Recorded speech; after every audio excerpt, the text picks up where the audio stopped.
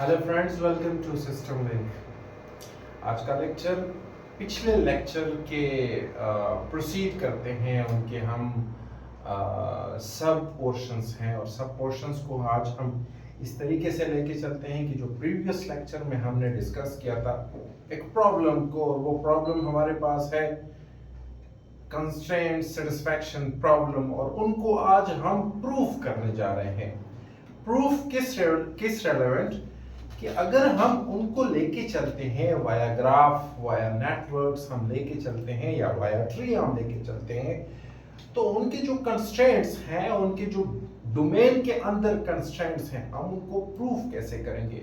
ये बहुत logically question खास तौर पर कॉम्पिटिटिव एग्जाम और डिफरेंट एग्जाम्स में जो है वो इंटरव्यूज क्वेश्चंस में आ जाते हैं, और वो आपको कह देते हैं कि ये कंडीशंस हैं, आपने इनको सॉल्व करना है।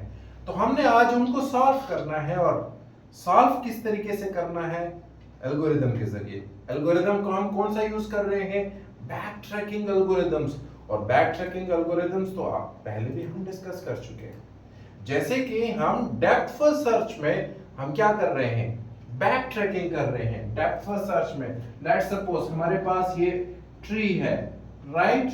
और इस ट्री को अगर हम क्या करते हैं, डिजायर्ड सॉल्यूशन हमें नहीं मिलता, तो हम क्या करते हैं? बैक ट्रैक लेके चलते हैं, इधर देख लेते हैं, और फिर इस तरीके से बैक ट्रैक।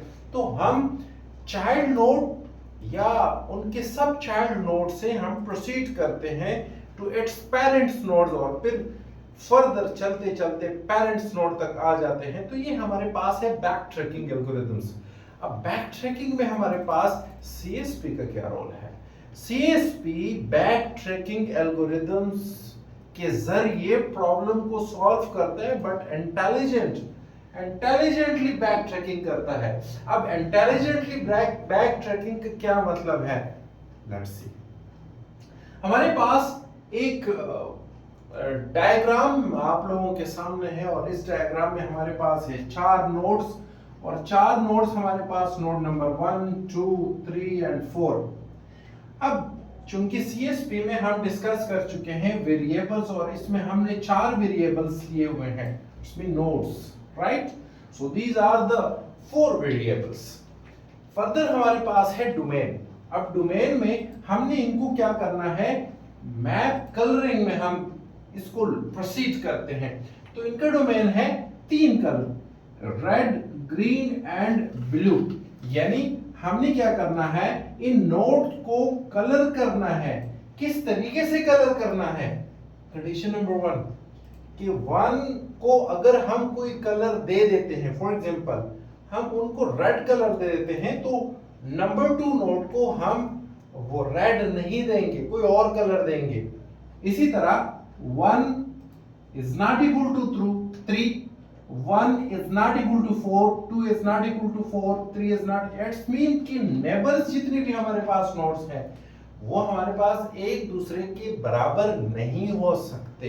इट्स मीन अगर मैंने नेबर को कलर दे दिया, 2 को मैंने ग्रीन कलर दिया, या मतलब मैंने ब्लू कलर दिया, तो 4 को मैं नहीं दे सकता वो सेम कलर, 1 को वो सेम कलर मैं नहीं दे सकता।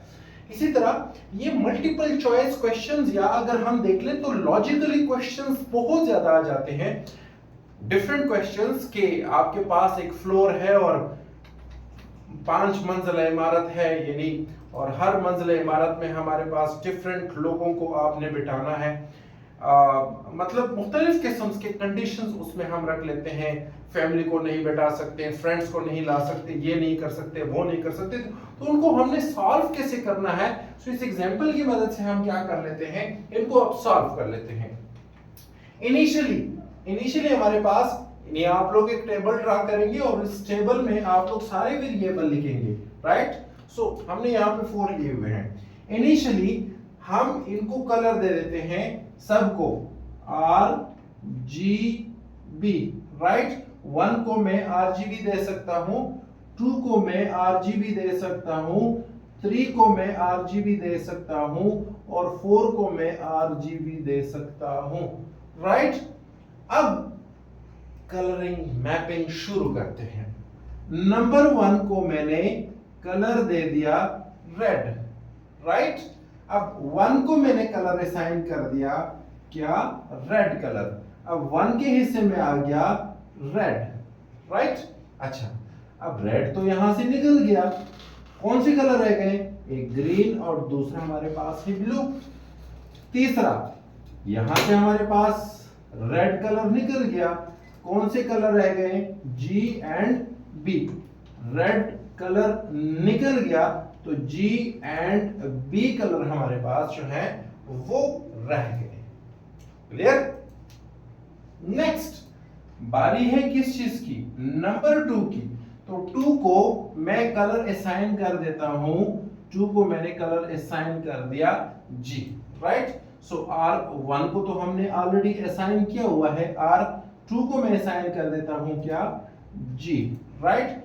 B खत्म हो गया हमारे पास।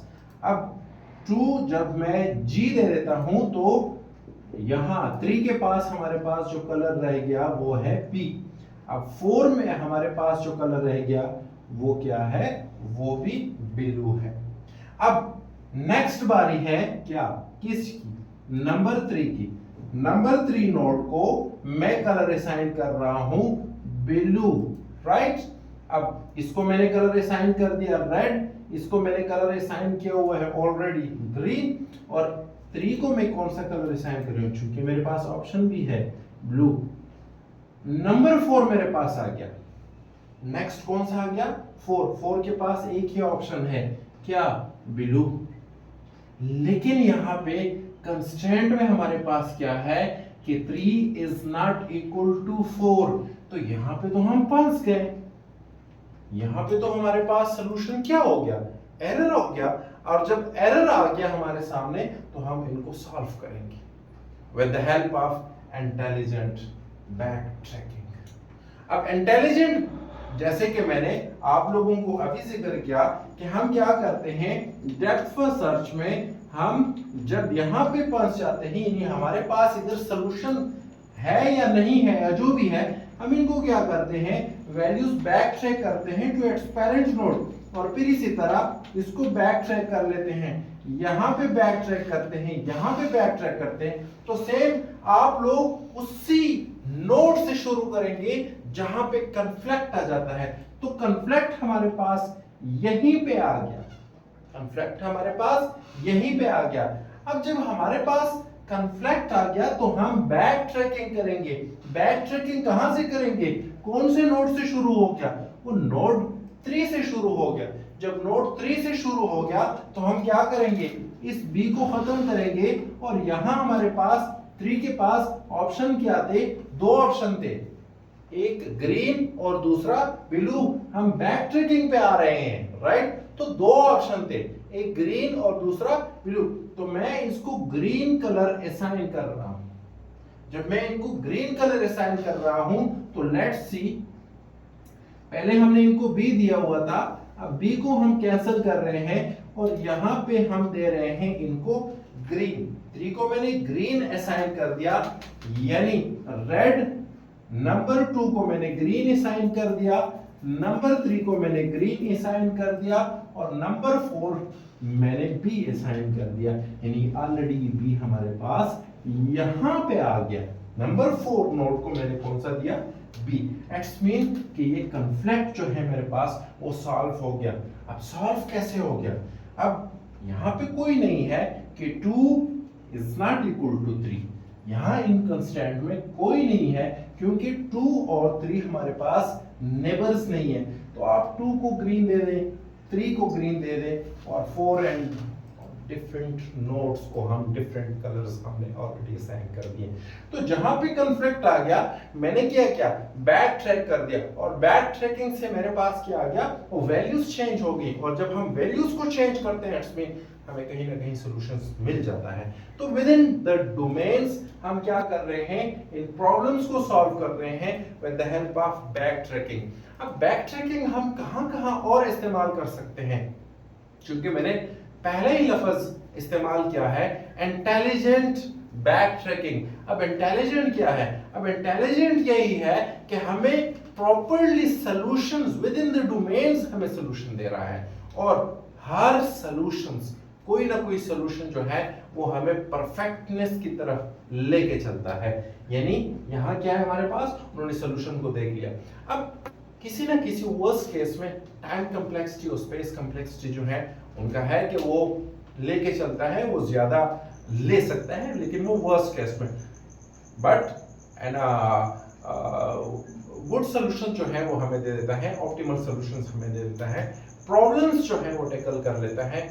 और ख़ास तौर पर जो है, जो कि मैंने कल भी डिस्कस किया था थ्योरेटिकल के लेक्चर में, अगर अभी तक आप लोगों ने वो लेक्चर नहीं देखा तो काइंडली उनको विजिट कीजिएगा ताकि वो सारे पॉइंट्स आप लोगों को क्लियर हो कि हमारे पास जो है वो सीएसपी, वो स्केड्यूलिंग प्रॉब्लम जो है, यानी स्केड्यूलिंग टाइम टेबल जो है वो स्केड्यूल्स हैं, या जो क्लासरूम में टाइम टेबल्स होते हैं, टाइम्स जो हम डिवाइड कर लेते हैं, स्पेंड कर लेते हैं, उनके लिए हम ये एल्गोरिथम जो है वो यूज करते हैं, यूटिलाइज कर लेते हैं। तो जैसे कि हमारे पास है बस की या एयर की, जो हमारे पास है उनकी टाइमिंग स्केड्यूल्स करना, कन्फ्लिक्ट ना हो तो उनको हम मैपिंग दे देते हैं।